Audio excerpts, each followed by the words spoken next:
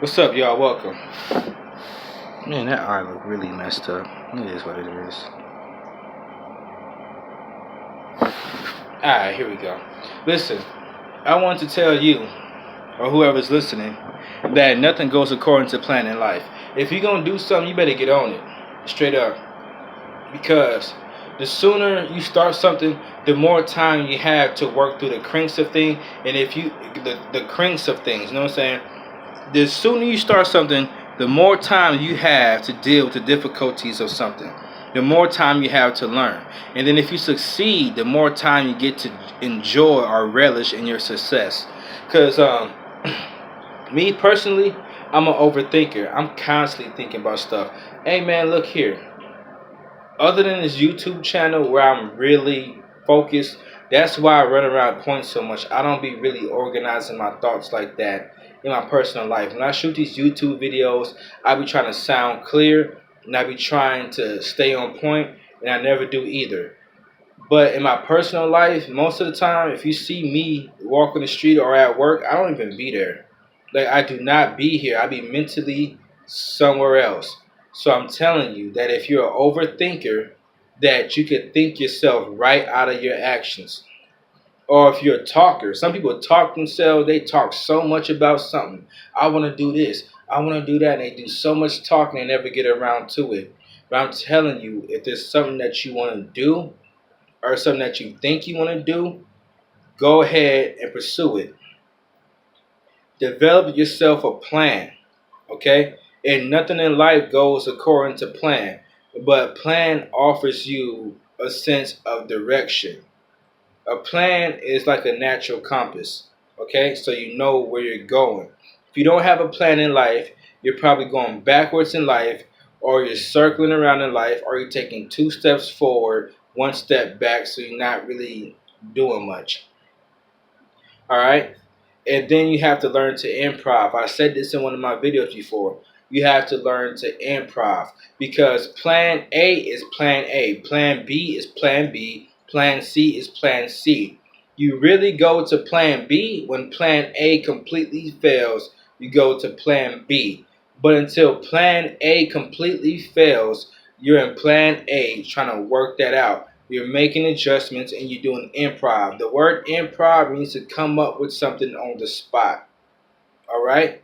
So get yourself a plan. And then after you get you a plan, try to research or figure out what you need to do to start your plan. Because you can have the perfect plan, but until you get to work on that plan is just a perfect plan sitting around looking good. You know what I'm saying? It's pretty much like a chick, like a fine chick with it's like a stupid chick that is fine as a mug. That's what your plan is. Your plan is a stupid broad who is fine as a mug. I know you know some broads who are fine as all outdoors. She is lust herself. But as soon as you try to talk to her or get to talking to her, or as soon as you try to talk to her or she gets to talking to you about real life, not useful. That's what a plan is. A plan is right there, looking good. It could be useful, but when it comes to real life, it's not useful. You know why? Because you're not putting it into action.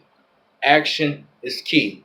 Now, another thing I want to say is that don't be discouraged by failure because failure is an unplanned part of the plan. It is. Because failure is inevitable. You won't fail at everything, but you will fail in life. But failure teaches you something. That's where the phrase back to the drawing board comes from. So the drawing board is metaphorically anything that has a plan on it or anything that's supposed to have a solution on it. And then after you're done with the plan or you're done with the solution, you go out and you put into action. And then after you put it into action, and then you realize that that plan didn't work, it's back to the drawing board. Actually, the drawing board is scientific. It's how, you know what I'm saying? This has come back from when people came up with theories and stuff like that. The point is that your plan won't work all the time. And if your plan doesn't work in general, then it's on to plan B. But if certain things that your plan was wrong, that's where you improv. So if you want to start a YouTube channel, like I did, because my YouTube channel was well over a year due. I think my YouTube channel is about a year and a half due, overdue. Yeah, a year and a half overdue. But I'm not talking about that. I'm talking about everything in life. Let's say you single, right? You're a single person, and like most of us in life, you feel entitled to a significant other. What are you doing about getting you a woman? What are you doing about getting you a man? What are you doing? Do you have a plan? All right, if you have a plan, what do you need to get started on your plan to get you a man or a woman? You gotta lose some weight? Are you at the gym? Don't go to the gym. Don't go to the gym. I recommend it. You know why I say don't go to the gym? Is because everybody act like because you want to work out, you gotta go to the gym. I say, I say work out at home. That way you don't have no excuses. That's too real though for a lot of people. But work out at home. If you being in shape is gonna raise your chances of you getting into a relationship with somebody, and that's what you want, and that's your plan. All right, let's say let's put your plan together right now. We're already 6.5 minutes in. All right, let's put your plan together now. You want to get in a relationship with somebody, right? This is what we're gonna do. We're gonna start eating right, because it becomes a certain point where if your diet isn't right but you still work out, it ain't gonna mean much. That's why I'm this sort of fat. I got a lot of muscle on me, but I also got a lot of fat on me, because me working out ain't gonna do too much for me. It's gonna make me strong, but at the same time, if I want to look better physically, I need to get on my diet. So the first thing you're gonna do if you want to be in a relationship is get on your diet. All right. Second thing you're gonna do is work out. Then the third thing you're gonna do. This is not in any specific order. I'm just saying numbers for convenience sake. Then you're gonna actually learn to talk to people. And I'm not talking about talk to people as in please them. I'm talking about you're gonna have to learn to be yourself around other people. Because if you get in a relationship with somebody, right, you could play whatever games that you want to play. But it's gonna become a point in every relationship that expects to last where games and there's gonna come a point where you can't impress your partner no more. Yeah, whatever you got, money, respect, power, you can have all of that. But if you're in a relationship with somebody for real and you expect it to last, you can't impress them no more. So learn to be yourself around people. Okay? So I feel like those three, because I don't know much. I don't know much about relationships. You know what I'm saying? I just know enough to stay away from bad ones. That's what I know. So there you go. And then from that point on, what kind of person you looking for? What you looking for? Develop yourself a plan, and then get to work on that plan. And the same thing with finances or jobs. You want a different job? Okay, develop yourself a plan.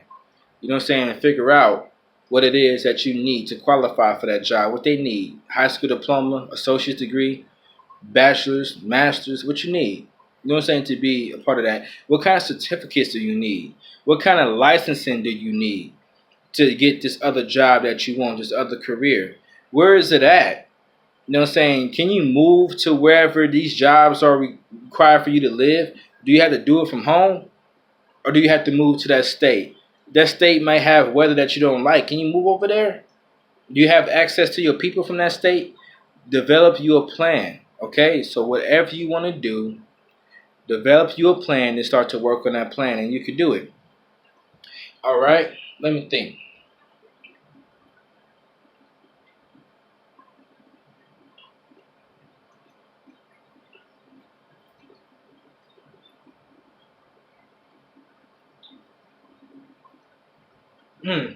In my opinion, most people don't have the patience to endure failure. But failure is a natural part of life, right? So I say, if there's something that you want to do, I'm not going to tell you to fixate on failure, but I want you to acknowledge that failure is possible to the point that if you fail, that you don't be surprised. Because sometimes when a person fails, they think that that's it. Nah, you come back. You can come back from failure. You're supposed to come back from failure. Failure teaches you lessons in life that no other thing can teach you. There are certain lessons in life that you learn that only failure can teach you. Okay? So I expect to fail. Or expect for things not to go according to plan.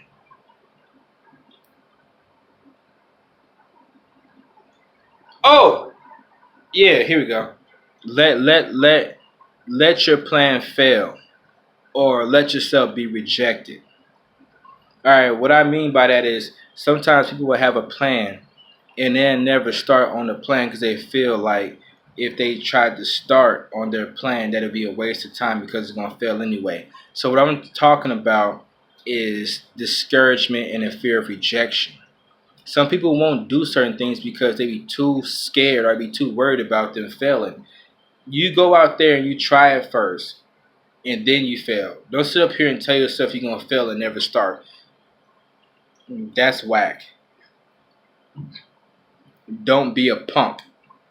I got a video talking about don't be a punk, and it has to do with you being knocked down in life and you getting up. Don't be a punk in life. I'm not talking about other people. Don't be a punk in life.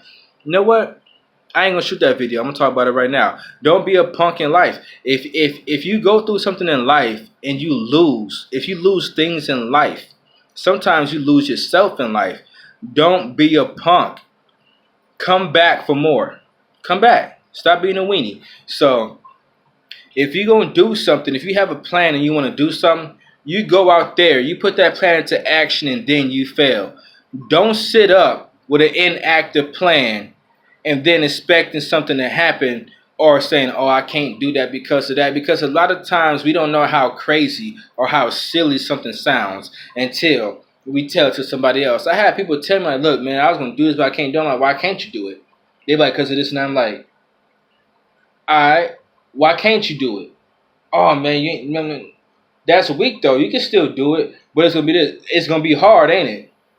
Yeah, it's gonna be hard, but you can still do it though. And then they realize that they can still do it. Because what I found is that a lot of times when people think that something's hard, they also act like it's impossible. They act like it. People act like just because something is hard, it's impossible. Just because something is hard, that doesn't mean it's impossible. So you go out there with your little plan or whatever it is, and then you go out there and then you fail first, then you come back and decide you're gonna be done or not. You know what I'm saying? If there's something that you want, you go out there and you pursue it. You let whatever or whoever it is tell you that you can't have it first before you sit up here and just tell yourself you can't have it. Go out there and fail. Go out there and get rejected. Go out there and fail and go out there and get rejected first. And then sit up here and tell yourself you can't have something. But until then, get started on it. Because you're only wasting time. Each day that you don't do whatever it is that you're trying to do is each day you didn't even try. That's each day wasted. You don't even know. Like, you don't know. The grass may not be greener on the other side. But you ain't been over there to see that grass though. You know what I'm saying? You still over here on this grass. You know what this grass look like. And there's a natural fear of the unknown. We naturally fear things that we don't know about.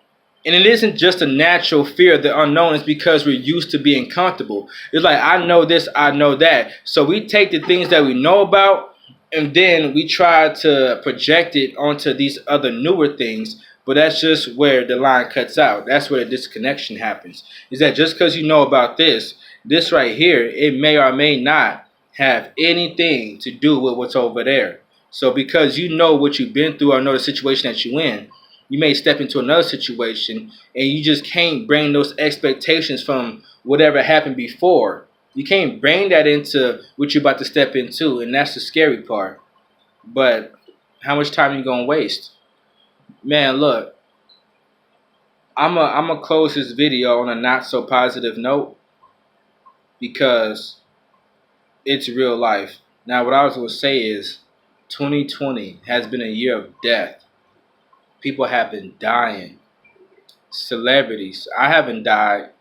I know people who know people that was important to them that died. Celebrities been dying. And then with the coronavirus, and then the flu season, and then the cold season, then allergy season, and then there's cancer. And then I think, man, I read a statistic like 6, 7 years ago.